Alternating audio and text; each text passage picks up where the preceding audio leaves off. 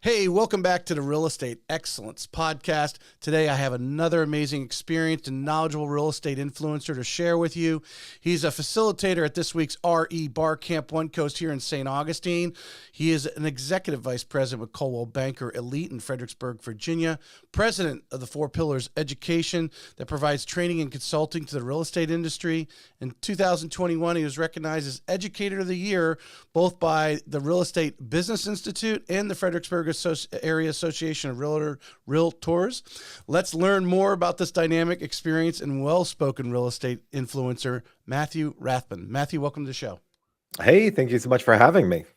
I appreciate you coming on this morning. As I've been going through many, I unfortunately couldn't get to all of the facilitators, but I really want everyone to get know a little bit more about you, and because I think the RE Bar Camp goal is to expand, get out of our box, and I'm really excited about this year's RE Bar Camp because Kim's put together a good bunch of facilitators from outside the area bringing in new ideas. Yeah, I love bar camp. When Kim reached out to me, I just realized that it's been a number of years since I've actually been able to jump into one. But I was doing these back in 2006, 7, and 8 when I didn't know what they were, and then we were literally sitting in a bar just talking about what is this social media thing? What should we be doing as real estate agents? And Right. made some amazing relationships over the years just from those group of people. So yeah, I was pretty excited to be invited back. Yeah, certainly. I mean, the lineup is. I don't know if there's enough time in the day. I know there isn't. There isn't enough time in the day to really sit and pick the brains of each of you. But hopefully, everyone grabs something from you, and then hopefully follows up with you afterwards because everyone is bringing something a little different angle. Obviously, like you said, social media is number one, and we are doing a lot of talking about it, but I still, in my opinion, feel it's really I wouldn't say untapped, but just barely tapped as far as real estate agents are concerned. It's significantly underutilized. Mhm. And I have some feeling about blessings and not of AI as it come about, because I think it's going to break down and make it even less authentic. Social media is less authentic because people are looking for quick ways to do it. Um, it is a powerful tool, has been for me, for building relationships in a business. It's a powerful tool for some agents.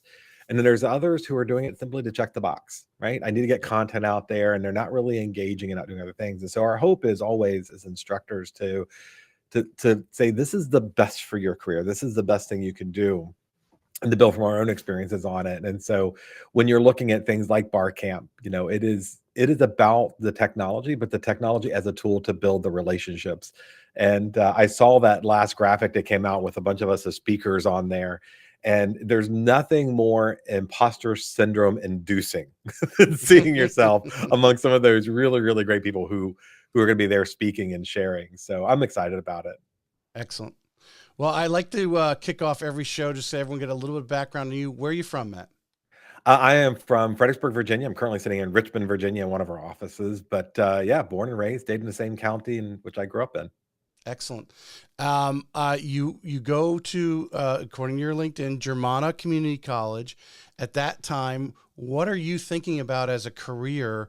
Because I assume it probably wasn't real estate. No, my path was like most people. We don't really grow up going, I want to be a real estate agent when I grow up, right? We want to be Mhm. firefighters and cops and astronauts and dinosaurs. So real estate was never on the scope. I was in the middle of, I started working very young. I started at 14. I got out of school at 16, was taking, classes for emergency services management, which was a thing, believe it or not. Um, and that's what I was doing. I started from volunteering to being a paid fire rescue services, those type of things. And then we started having kids. My wife and I got married young. We've been married for over 30 years now, but we got married young. A couple of years later, from 18, a few years later, we had our first kid. My wife's like, "Hey, we can't live this life anymore." Our marriage wasn't doing great, to be honest with you, and we've been married for a few years at that point. As you do as teens getting married, you start to grow and learn and change. Right. And we said, she gave me the ultimatum, and I said, "Okay, cool. at least you care enough to give the ultimatum. We found faith, we found family. And my mother-in-law was a real estate broker at the time. And she's like, hey, you're going through this thing. I didn't know what I wanted to do. I didn't know what school was going to be for. I was a little half-hearted about school most of that college experience anyways, Mm-hmm. and jumped from one thing to another. And I said, okay, I'll go do the real estate thing for a short period of time until I figure out what I want to be when I grow up. And that was now um, 20, 21 years later. I still haven't figured out what I want to be when I grow up. But it took a very short period of time for me to wake up and go, each morning I get up, I get to choose whether I'm going to be the chief executive officer or the chief marketing officer or the agent, or I can control my time. And the money was particularly good. I built a business very quickly out of just engaging people. Right. And I adopted the technology quicker than most. And so by 2003, I had websites, and I had 2006, I had social media, but I had websites up that were getting found because nobody else was doing it. We didn't know what blogging was, but I was writing about everything in town. I had my favorite restaurants. I had, favorite playgrounds and dog parks and library features and things. And I was just building a lot of business that way. And so I just said, this could be me for however long the industry lasts. I don't know if, I don't know what that looks like 20 more years from now in my 70s. Right. But for now, I love what I'm doing. And I still feel 20 some years later, like I get up every morning getting to decide what type of work I want to do, whether it's creative work or productivity or whatever it is. So yeah, that's kind of a nutshell of my career path here. 3 or 4 questions just flashed in my head. I'm like, okay, which one should I ask next? Well, I'll go with this one here because I think one thing I have a lot of new agents, or at least when I vision my listeners, are new agents, and always agents who they may be struggling, may think they're struggling, or just hit a lid and they're looking for something new to move them past into the next step. So, for the newer agents, you were fortunate to have your mom. Was she a good mentor to you? How did that relationship blossom for you when you got your license and showed up at the office? So, I didn't know how deep you wanted to go into that. So first of all, make sure that we're clear. It's my mother-in-law, not my mom, because my mom's a mess. So my mother-in-law. And my mother-in-law, really encouraged me to do this. And I will say my mother-in-law adopted us. My wife has a brother, and then her brother is married, and the two of us are the favorite kids. We joke about this all the time. Like, our mother-in-law likes us more than she likes her own kids sometimes. She'll deny it, but we know it's true. But my mother-in-law really saw an opportunity there, saw what the business could be, and saw that I had a very entrepreneurial heart anyways. Mm-hmm. But when I got my license, I decided not to join the same company she was with. Oh. The company she was with was owned by her mother and father and her sisters and her cousins, and everybody worked there. And I didn't want the family thing. And they were a little bit further out of my market area anyways. And so I said, look, I want to try this on my own, and I want to try to my local market and not go out there. I was helping them on the side, just doing some side with marketing stuff and things. And they understood. She totally understood. And so, but she picked up the phone every time. I went to a small brokerage with no training, no development, no anything. Quite literally, my training day was the broker pointing to a wall of forms, because back then we didn't have them, in a computer. He goes, read all over those. Let me know if you have any questions. And so I took the reading and didn't have any questions of him, but would ask her questions all the time. She was very gracious to answer those. And then years later, I was in a senior position at a large firm. The company she was with was changing hands and not doing well, and I was able to offer her a new office, a new branch. And so then it flipped, and she was calling me for advice, and now we just trade ideas. So nice. Yeah, and there was no business referral or anything. I literally had to do it from the ground up because she was still active. So, and not too far from the market to take those clients. So it was just really digging in and figure out how to do this. So it sounds like, obviously, go back to that time and break it down day by day and your struggles as a new agent, as they all do.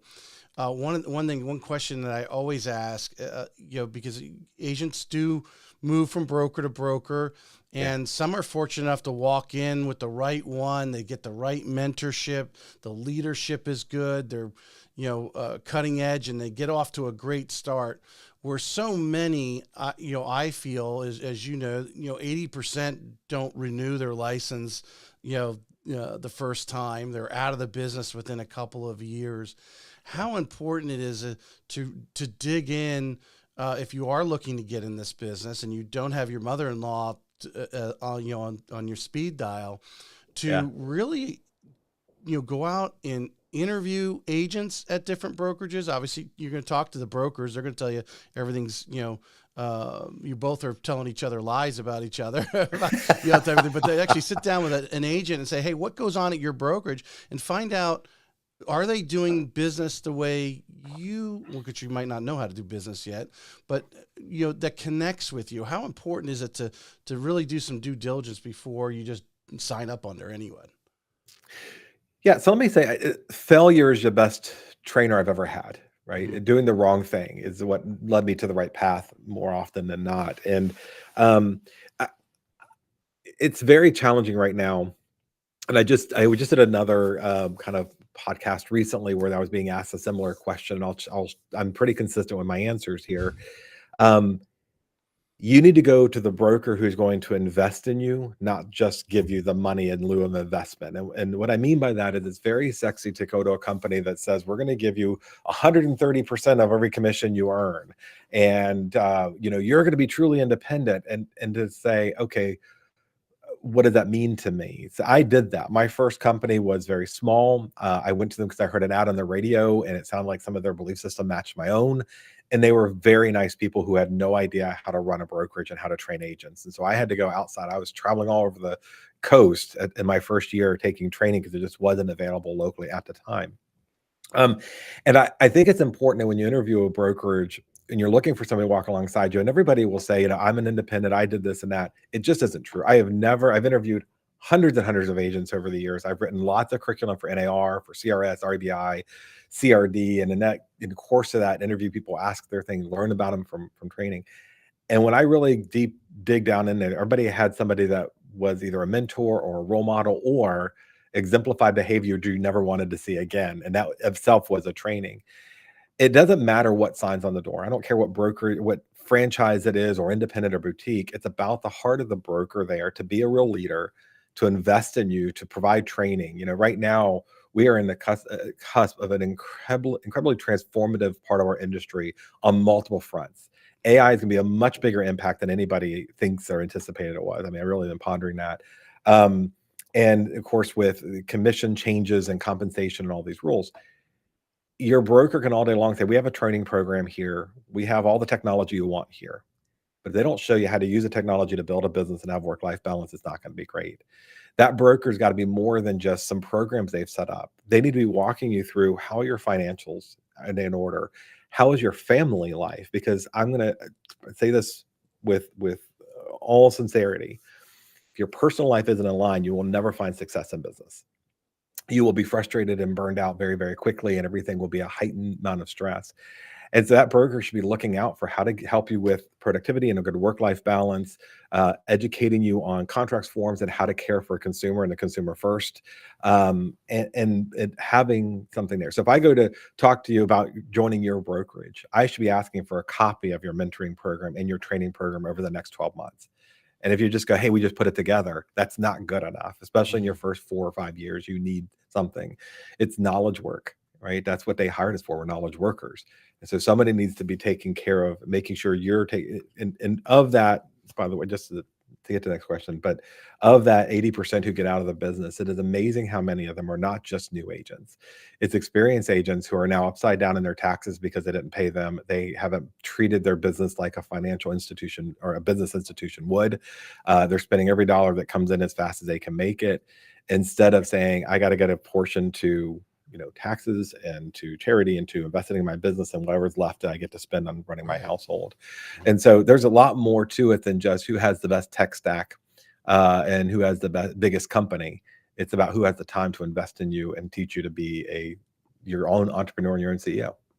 I think you said it earlier, like the social media, just, oh yeah, I do. So I posted checking off that some brokers, hey, I got this great tech stack. I've got the latest and greatest this, that, and the other thing.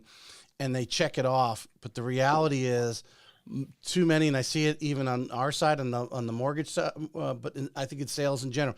They're not mastering the CRM, which personally I believe if you're large enough, you should have a marketing department that actually makes that work, because that is such a tool that with so many facets to it. It can do so many things at any one time, and set up that they're actually spending time with each and every real estate agent or loan officer or whatever, and going, okay, what kind of market, and set up those things. Because as a loan officer or a real estate agent, you can spend weeks and weeks learning everything that CRM does. But what you actually use is kind of like our brain. We only use like 8% of it, or whatever the number is. I really feel, lot of these, if they're selling you the tech stack, my question would be, okay, so how are you training on it so I know how to use it? It may be all this great things, but are you actually utilizing it is another thing. That this is one of personal statement. You artificial intelligence. You made a semi-bold statement there. You feel it's going to impact our business. Everyone I've spoken to, obviously AI, really didn't come on the radar screen for me until I had Marky Lemons on a year ago, and she told me about Chat GPT, and she had just learned about it weeks earlier, and she's going around the country teaching about that. Give me what's your opinion, how it's going to affect the real estate industry? Wow. Well, we've got a few hours, so we'll be fine. We'll get this done. Marky's great, by the way. She and I have talked about this quite a bit, and she's killing it out there. I mean, she's a force to be reckoned with. Yes. And she's definitely on top of this AI stuff. A lot of my lecture now has been asked about AI, and I have to be, when I'm asked to teach it, I'm like, okay, but you got to tell me where your audience is, because basically I'm staying much more on the practical side of it, the entry level side of it, because that's where most people are. Mm-hmm. If we go to where it's going, if we start paying attention where it's going, it's largely impactful. And I've always, look, if you can't humanize it, it should be part of your business, right? And so AI, I treat like a unlicensed personal assistant whose work I have to double check before the light of day, before anybody else sees it. But it is growing so exponentially that is now in part of what we do. So we're using Switcher Studio for this. I'm using Ecamm as a filter. We use Zoom a lot in what we do. Zoom has features now that are part of their, if you have paid Zoom, it's already part of the factor there, that can let you know when someone mentions your name. If you walk away, and give you a summary of that. You can do an end of meeting summary with action items of what you're supposed to do. Mm-hmm. It's incredibly powerful, and people aren't rating it. And people like me who are instructors who do a lot of virtual stuff should really be paying attention to the next iteration. Is going to tell you which learner is engaged or disengaged in what you're saying, and who's not paying attention, whose eyes have shifted. It's a very, very powerful thing. Yeah. For an agent, we are seeing AI make Google look antiquated. In other words, people are going to go to AI to say, give me recommendations for things, as opposed to going to Google where they used to look. And for real estate agents, where we have been years trying to say, please do good SEO content in your blog post, please do good social media, make the right hashtags work, make sure you're doing video, because that's what the algorithms want. We were doing all this stuff.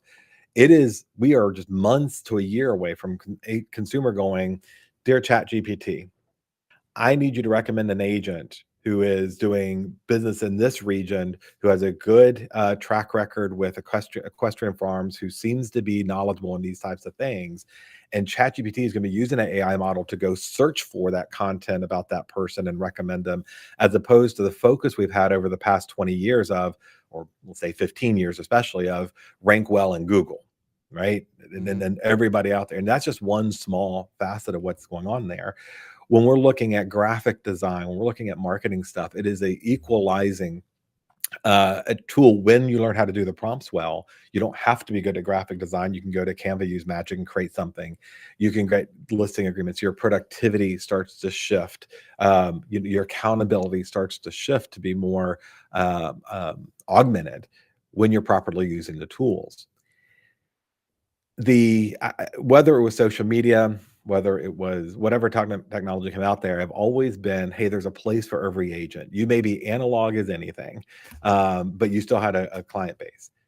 by the nature of where technology goes, AI is going, and who we are as an industry, the agents who are utilizing AI are going to greatly outpace those without. If for no other reason, then I'm going to have automated services setting up my showing schedule, responding to consumers, generating marketing content. You mentioned the CRM. I just wanted to touch base on that for a second. Yeah. CRM is a database that should be utilized to help you humanize your relationship with your consumer, right? Because otherwise, that's all it is. Automated emails aren't going to be very effective, and they're just a package of 6 things get your house ready to sell doesn't connect with the consumer because they're finding that data everywhere, and they're going to start migrating to Dear ChatGPT or Duet or whatever. Recommend things I need to get ready for my house in this market to get it ready. What's the most appealing aspects to a buyer about my home? Those are questions they used to ask us, right? And they still do ask us. Right. But they are going to go get very curated content for their specific situation as opposed to having to make it work. Now, the good part of all of this is with the proliferation of AI and all this content and stuff that's out there, the consumer is going to say, there's so much junk. I need a human to sort through it for me and tell me, do you Bottom align line. Give me the with, bottom line. yeah, do you Yeah. align with what AI is telling me at whatever level? And so there's so very much, there's so much out there. There's so many aspects of this that are going to be impacting and changing us, but making us more efficient when properly used and executed. It's going to be integrated, if it's not already for you, in Google Workspace and then Microsoft Copilot.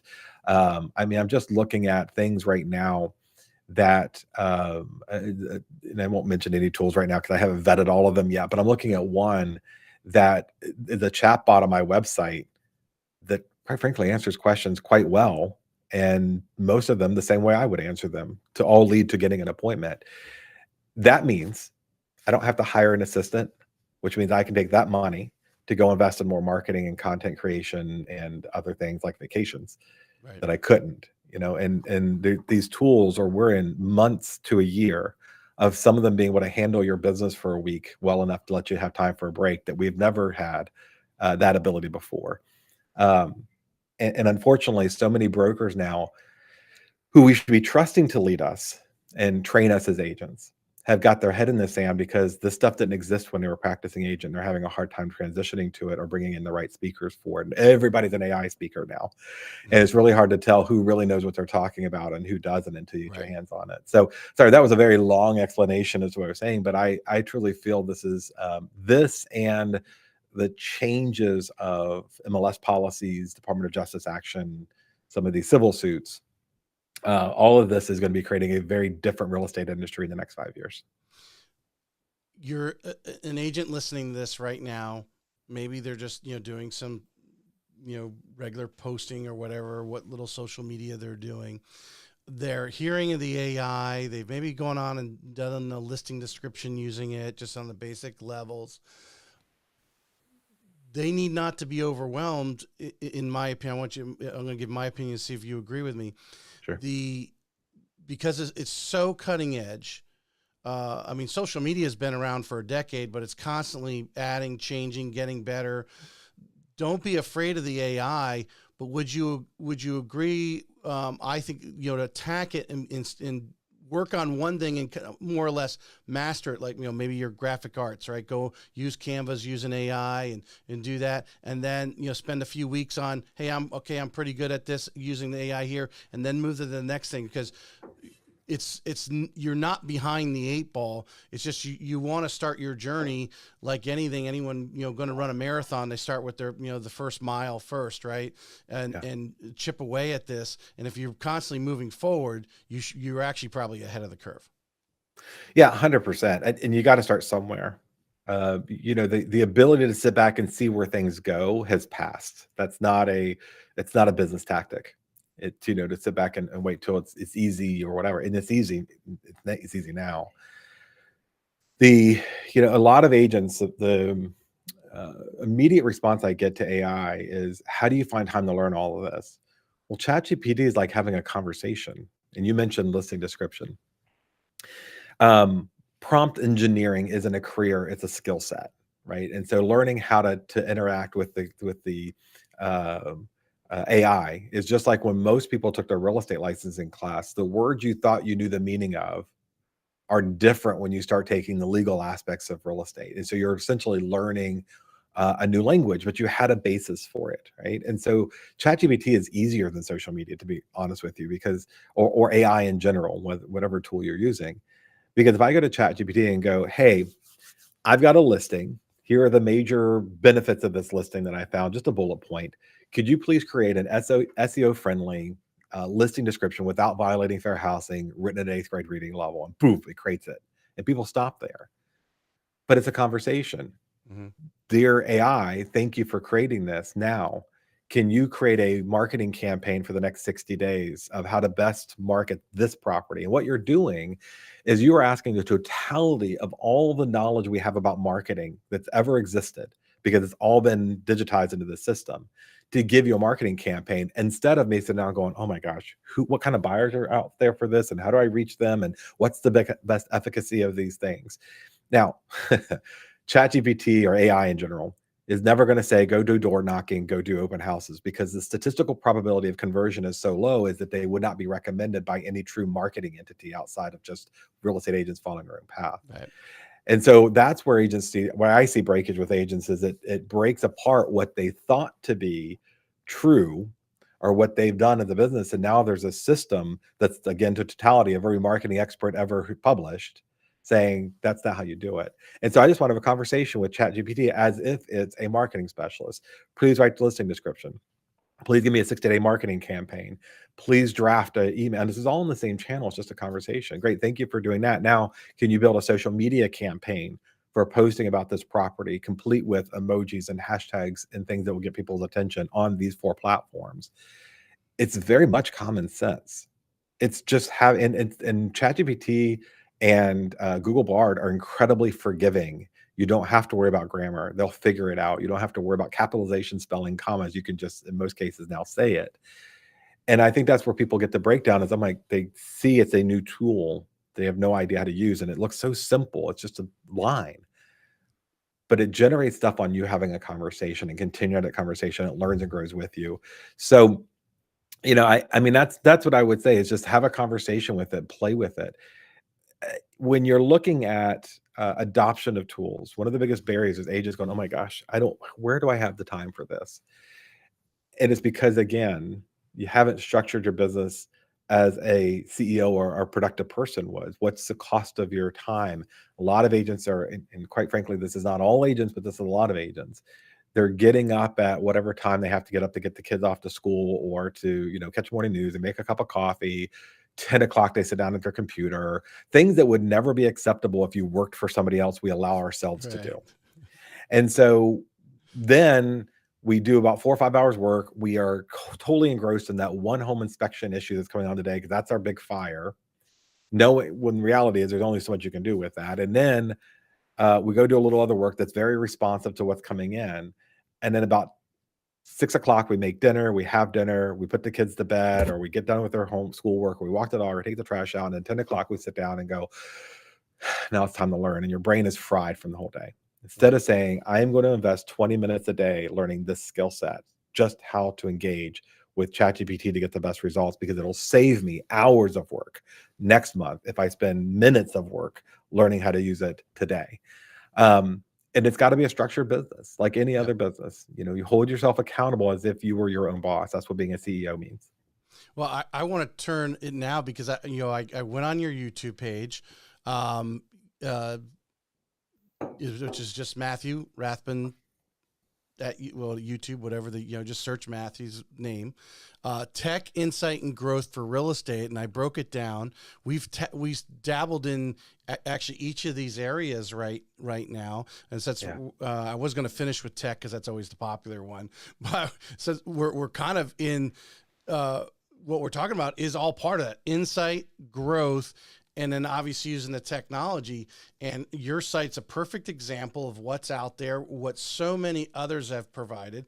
The one that caught my eye that I want to go back and watch when I was just, combing through your different videos was using ChatGPT to create a PowerPoint.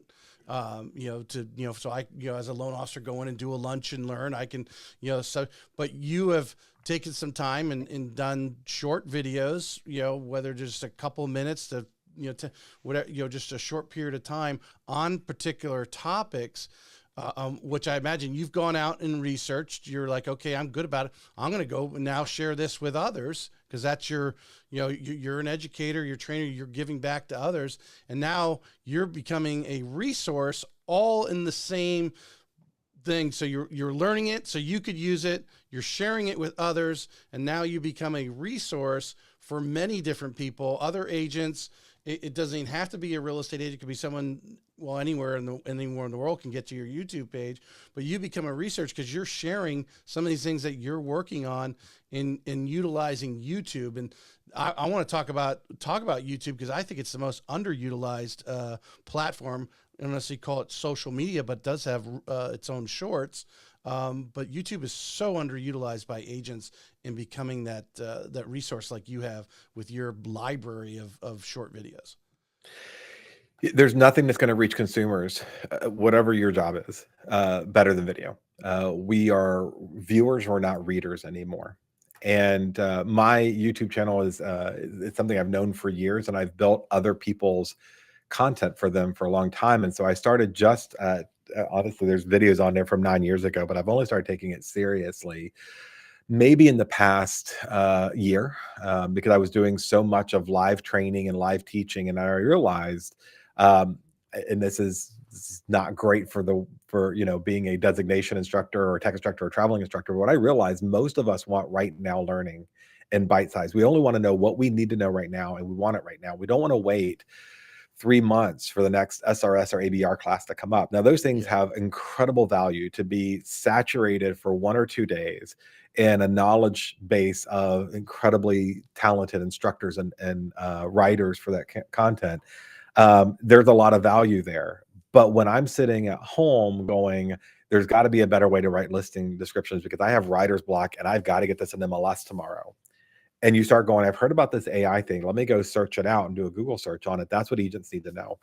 And this sounds so self-aggrandizing, like something you would script or expect to say, but I teach because people invested in me and I want to invest in others, and I want a better career for other people.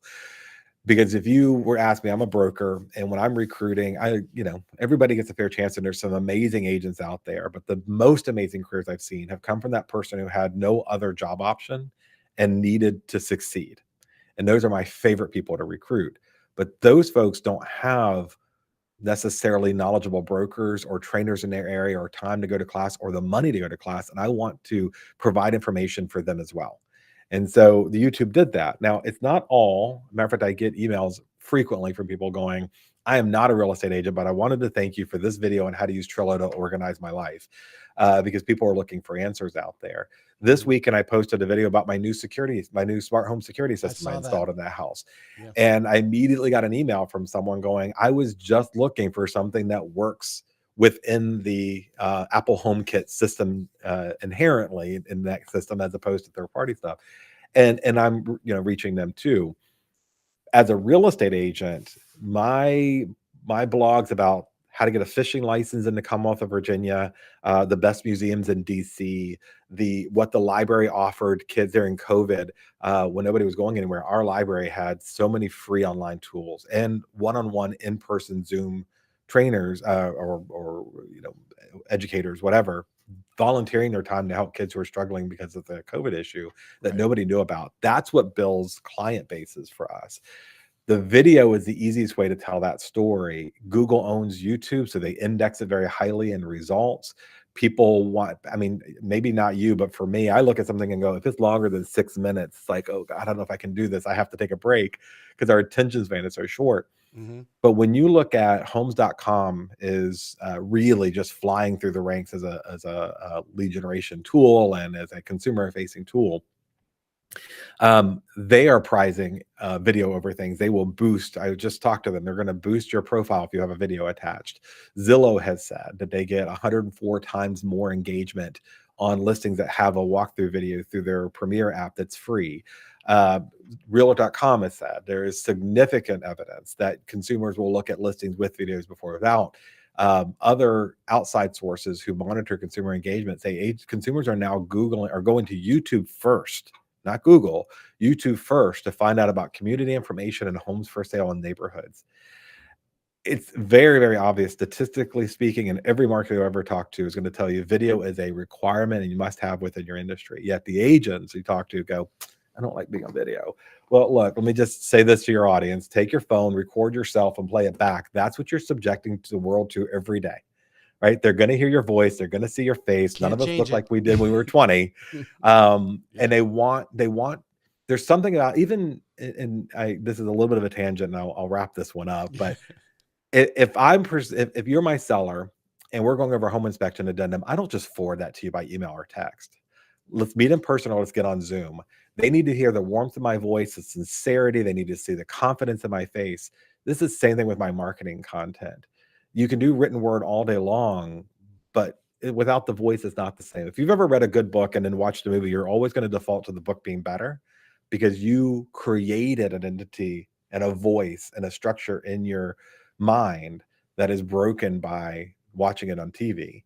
Right. Now, I don't want to write and only write. It's good for SEO, but they need to hear my voice. They need to see my sincerity, my confidence, my excitement about whatever I'm talking about. And that sells me much more quickly.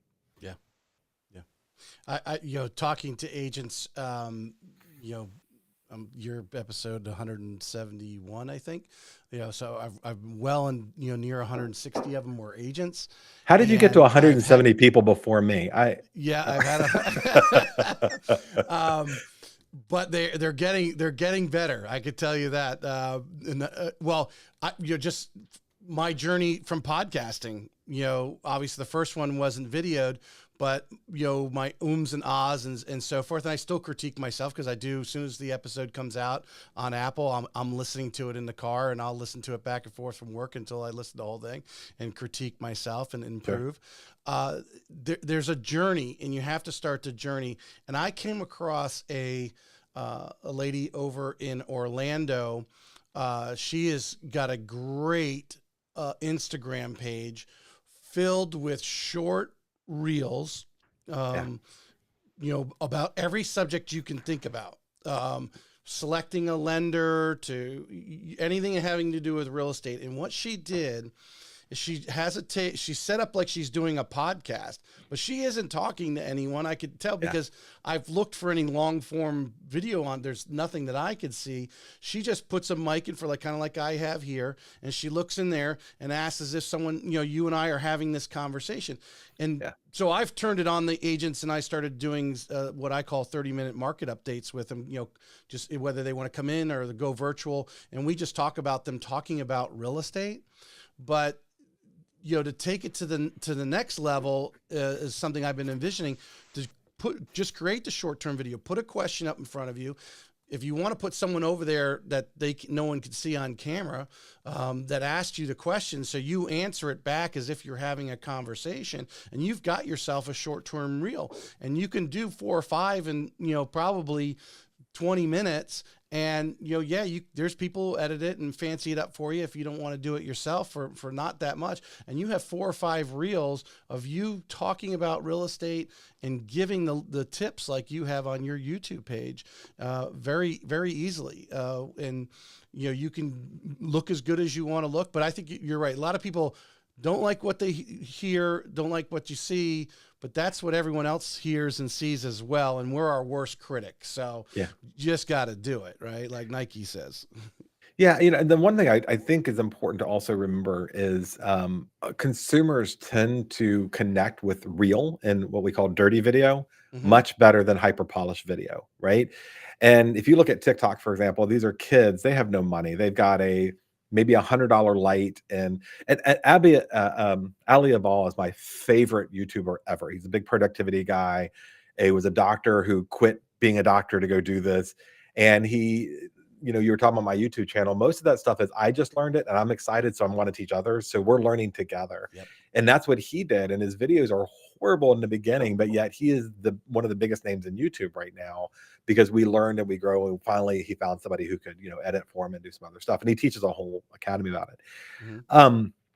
With CapCut, for example, especially now that it's a desktop version, it is easier than ever to take your phone. This is your whole recording studio, this CapCut and maybe a good microphone or just a good lighting to record and post and just post and post and post. And I know that sounds so cliche, but it is. And you have to also know where your channel is. I am not good at 1 minute videos. I'm just not good at it. I'm trying, I'm learning. It's always 1 minute and 4 seconds. So YouTube kicks out that short and it doesn't work. I'm not good at it. It's a skill set I've had to learn to be more succinct. But people will watch. And sometimes I have one video in particular, 4 years after I posted it, it got popular. But that means there's no shelf life. And so if you're doing a newsletter or you're doing postcards, those things die the second somebody puts their hand on it and they barely read it or scanned it. But when they need to know something and they do a search, that video forever, that blog post is forever until you take it down. And it's just knowing where your channel is. I'm not a big TikTok guy. And the reason is I'm not a young person in my 20s who can dance. I'm not particularly, witty enough in 60-second blocks. But YouTube works for me, and tutorials work for me. So it's really knowing where your channel is. Well, the what I've been using now, because the amount of content between doing 2 full podcasts a week like this, and then throwing in a couple 30-minute market updates, and then another friend of mine is a loan officer. We do a mortgage athlete 30-minute thing. Opus Pro. There's others. That's the one I'm using. You just upload that and you could, I make it easy because I'm already streaming to YouTube. I take the YouTube link, stick it in there. It'll go and it'll, in a 30-minute, and it's using AI, in a 30-minute conversation, it'll cut me 20, 25 reels. Now, not every one is really good. It'll start off with the best ones, what it thinks will be the highest, gives the greatest impact, all those things that they're looking for in short form content. Yeah. It'll rate them from the start to the finish, but there's some, and it, puts in an arrow, put some emojis in there and so forth. You can go and add more if you want to. You can go and trim it a little bit. You simply go in and it has the script for it, and you can go, no, take out that word or take out this sentence, and it'll shorten the video accordingly. Yeah. And so from the simplest standpoint, you're not even in there moving the cursor back and forth and trimming the video. It'll do it by you just trimming the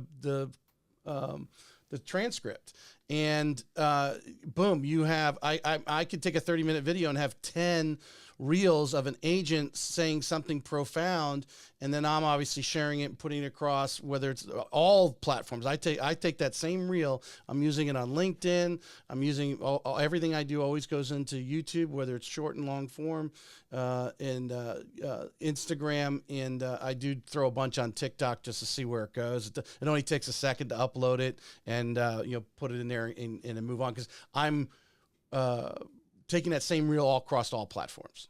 Yeah. So I'm not recreating the wheel for every platform. Yeah.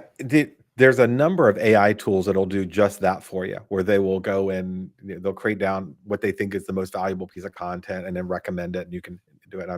Again, I won't recommend a whole bunch of them because some of them I'm still testing out and I'm not, sold on any one yet. But, the other thing that, for agents to think about is an off camera, like you mentioned the gal who's doing the off camera interviews, a single person off camera interview, which is a whole technique. It's very effective, and it breaks down your anxiety.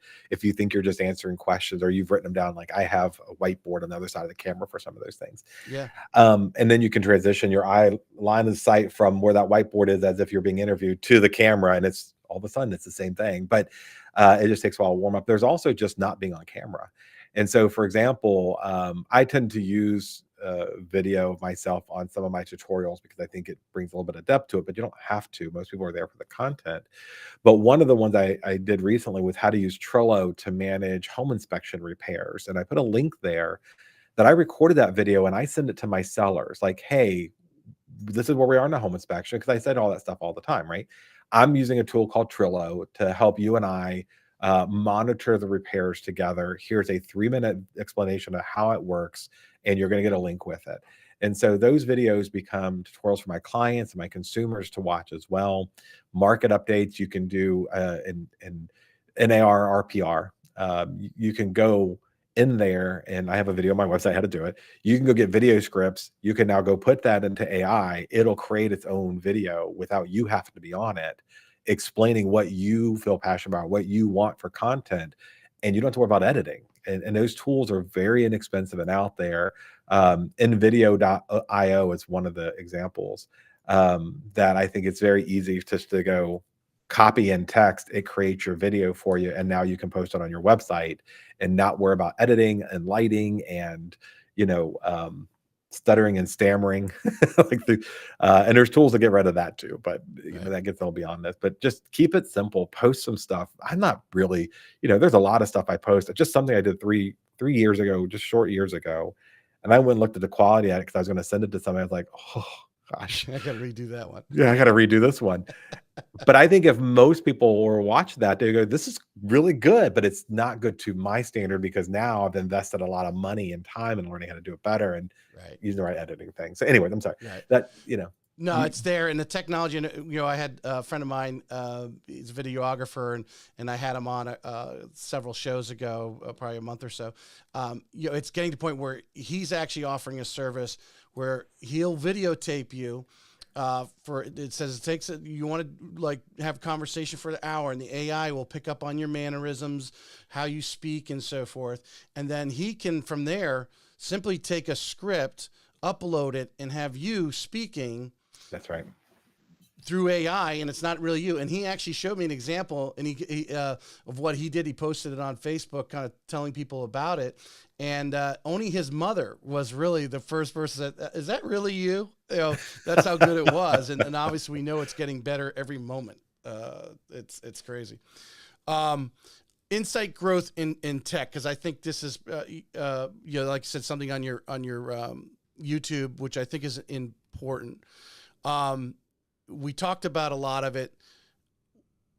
I want to dabble. I'm going to go through kind of do kind of rapid fire questions because they're just from time and so forth. But we talked a little bit about pre-agents, people just getting into the business, technology changing, what brokerage they should utilize.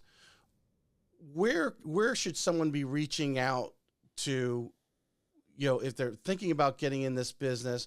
Or, in your case, you had your mother-in-law who wasn't local. They're recommending to you.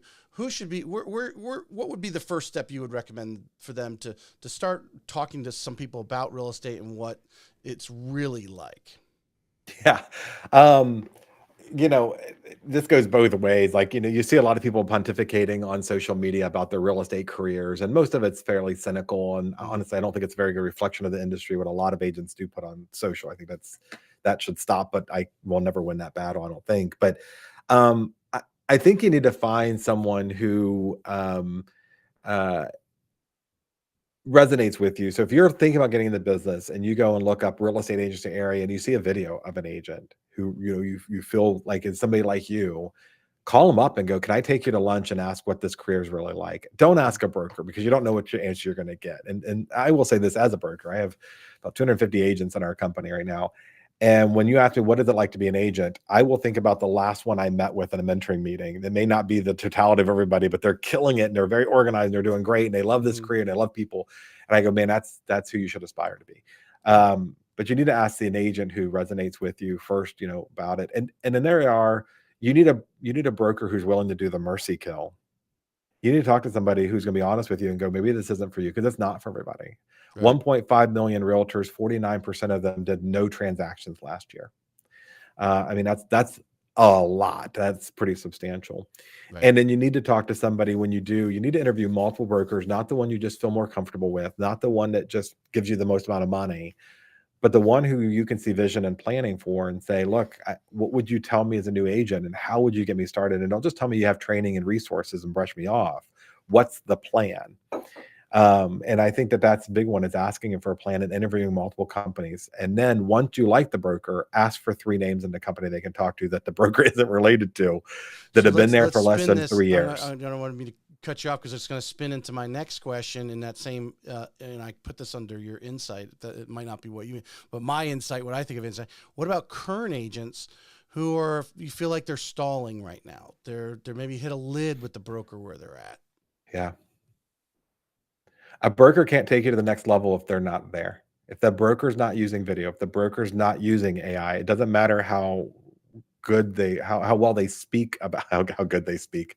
English major, how well they speak about these things, but if they're not actively using it, they are not going to be able to demonstrate it to you, and you're not going to be able to emulate them. And if we use whether it's for recruiting or whatever.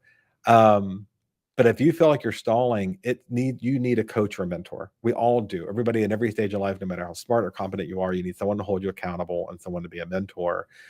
If you're looking at brokerage levels, the other part of that is, are you productive in keeping yourself accountable? I have to be the chief marketing officer of my brand, and that means I have to dedicate time to it. So if you're looking in this camera lens, or you're looking in a mirror and you're looking at yourself and you go, if I were the CEO and I had me as the chief marketing officer for our brand, would I keep me on staff? And either you train yourself to do that and you schedule yourself to do that every day to be the chief marketing officer, or you need to pay somebody else to do it on your behalf. One or the two, but you have to be a chief marketing officer. It is not a negotiable skill set. Right. So that's where I think if you're stalling, get a good mentor and hold yourself accountable to be a good chief marketing officer. Under the subject of growth, what should, and I imagine this has changed over the decades that you've been in the business, because like I said, technology now, how much time we're spending on that versus 15 years ago, you weren't talking about Instagram, let alone Facebook. But what should agents be doing regularly in under the topic of growth right now? Yeah, look, whatever your thing is, whether it's meditating or prayer, or whether it's counseling or stuff, the mental health impact of being the counselor for other people, to work with them every day, to deal with their stresses, their anxieties, their fears, and not take care of those things for yourself, are going to shorten your career, and they're just getting more demanding. We're in a very not unusual, new era, I guess, of high stress, high anxiety in our culture beyond what we've ever seen. And a lot of agents are foregoing their own mental health, whether it's investing in your faith or your family or counseling. There's nothing shameful about getting a therapist or a counselor to help you deal with not only your own issues, but those people who you're acting as that on behalf of. And the next thing is, watch your finances. Some of the best careers I've ever seen went down in flames because they didn't know how to manage their own money or live within their own means, and they were trying so hard to emulate top producers and buying or leasing the big cars or whatever else. I think regardless what the interest rates do, regardless what production does, the next several years is going to be a settling position, and a challenging position financially, as we learn to live with less. We're going to be getting paid less for the work we've done, proportionally the way we have. I truly believe that in my soul. And you've got to start to adjust to that and run your house, just like I talked about the chief marketing officer in your last question, the chief financial officer in this one. Because if you are struggling financially through the winter months, or you don't have any savings, and your spouses or partner is like, why are you even doing this? We have no money, and you're gone 7 days a week, you're not going to be able to focus on making a good career. And so financialwellness.realtor is a free tool from NAR that will help you on that path. NAR now offers a mental health aspect. There's a link on my website for both of those things under the resources that NAR is offering, plus your brokers and your family, friends, your churches, or whomever.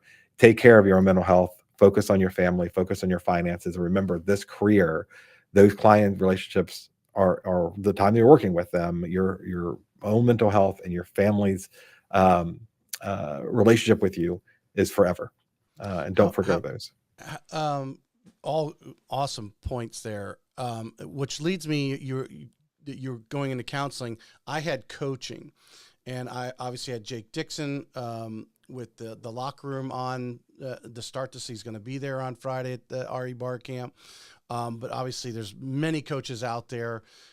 What is your opinion on if you've got the resources and can afford a coach, and you want to really be more efficient, or sometimes it's just accountability. Your overall opinion on finding a coach, or you might have some that you recommend have been successful, but finding that confidant, that person you can talk business with, that we label a coach. Yeah. So There's got to be a little bit of everything here. And so there's a lot of national coaching services, and people swear by them while they're in the program because the programs do great to make them feel comfortable where they are, build a little bit, Mm-hmm. question them a little bit, hold accountable, celebrate them a lot. And that generates this whole thing.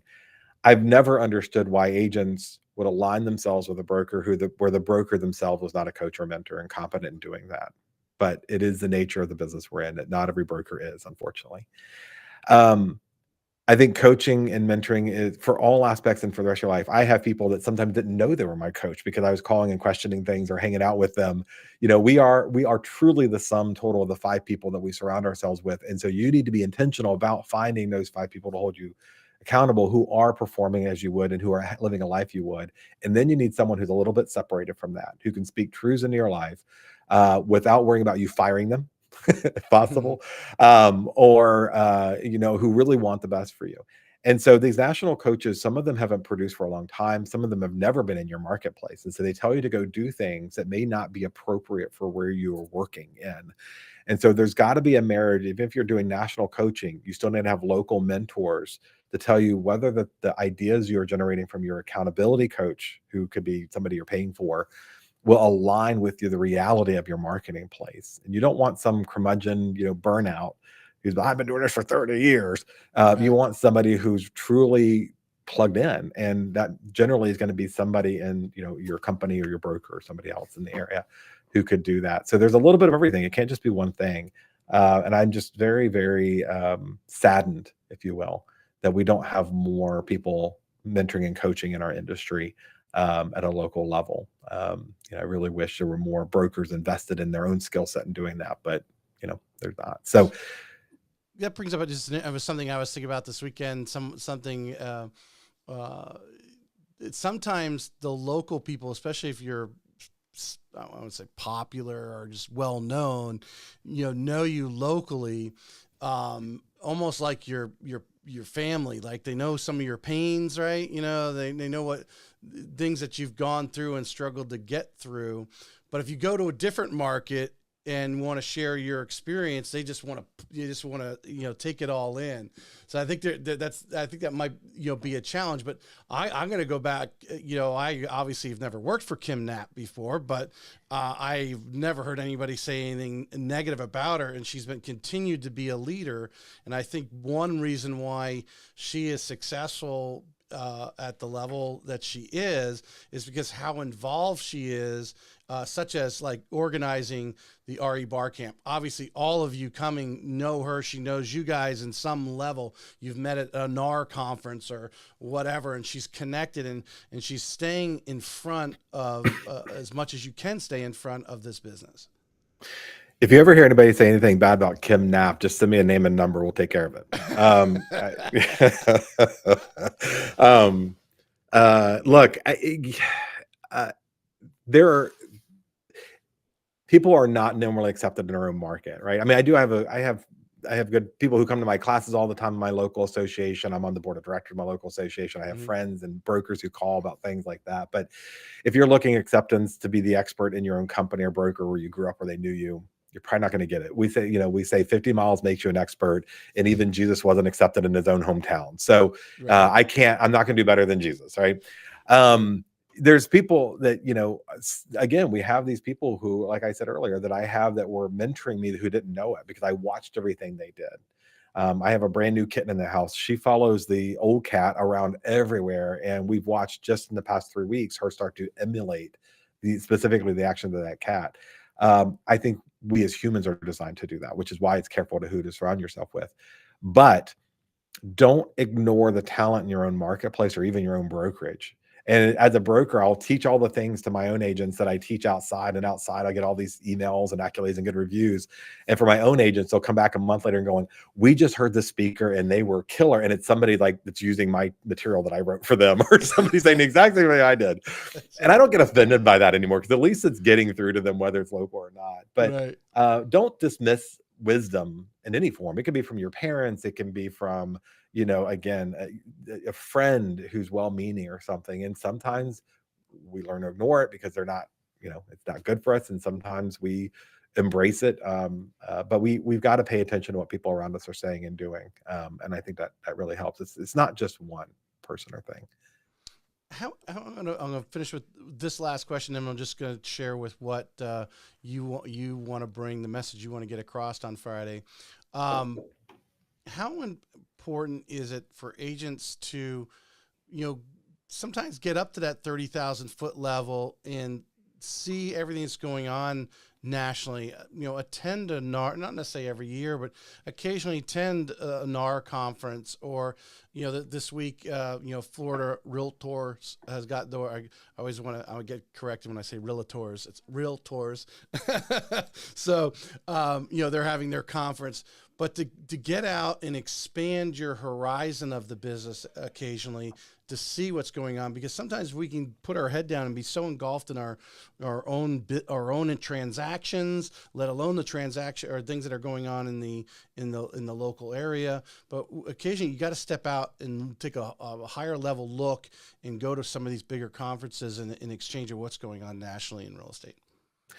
Yeah, we've gotten into a very dangerous place in our industry where people are getting feedback from other real estate agents on Facebook groups that have no idea who that agent is, the marketplace, their tools, resources, whatever. And oftentimes, well, let me just say this about that. These major online Facebook groups and things are the next feeding ground for antitrust lawsuits.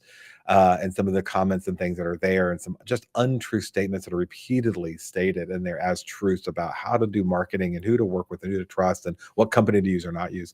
And when you really boil it down, you start looking at some of those people who are very vocal and giving lots of advice, and they've got no production.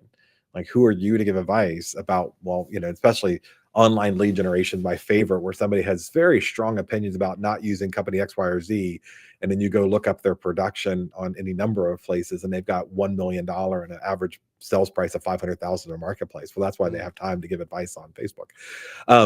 So anyway, so I think, you know, getting out in front of people and hearing a variety of opinions, and not just the echo chamber of what we used to call RENet, the real estate people who are on social media, going to things like RE bar camp or conferences. The best information I've ever got, period, almost never comes from a stage.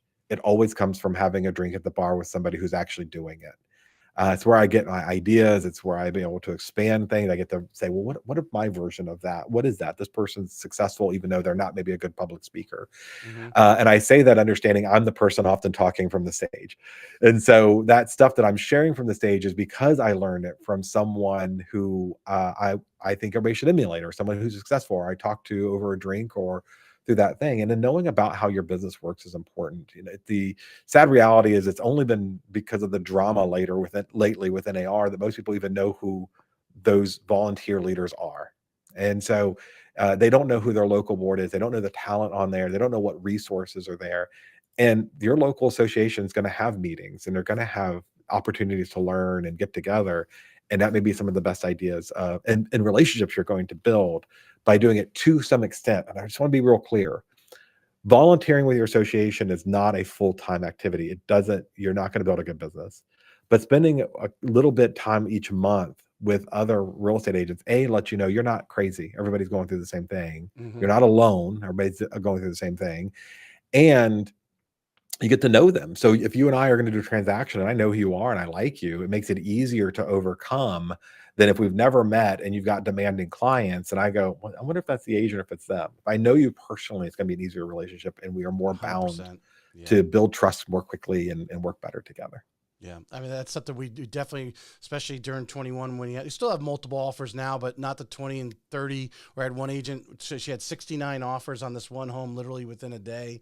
Yeah. You know, during 21 period where that was going on, and some people think, hey, if rates drop, we got so many people sitting on the sideline saying, hey, when rates drop, I'll buy a home. Yeah. Well, the inventory is not going up very quickly, so we could have multiple offers this summer. That's what some people are predicting. But we definitely were talking about get out and meet some of these other agents. So when you have that offer, you're looking at it going, oh, I know Sally. She's got her stuff in a pile. If she says her buyer's qualified and ready to go, I know she does things correctly. And then obviously, like I said, in negotiations, it just makes things so much easier to be able to pick up the phone and get real with Yeah. that person because you've maybe broke bread with them at one time. What message does Matthew want to get across this Friday at RE Bar Camp? Real quick before we move that, just real quick, Okay. even for loan officers, like the loan officer I've recommended for years and years and years started with us meeting socially actually it was a church event. And I was like, okay, of all the loan officers I have, at the time I had some trust broken by the one I was generally recommending, or the three I was generally recommended. 15 years later, he's still the guy because I know his heart is for those clients, and he will turn down business if it's not good for them. And he will never lie to me. And it is always going to be what's best for the client, even if I don't want to hear it. That's who I found through a social activity that I probably never would have found through just emails and business cards and things.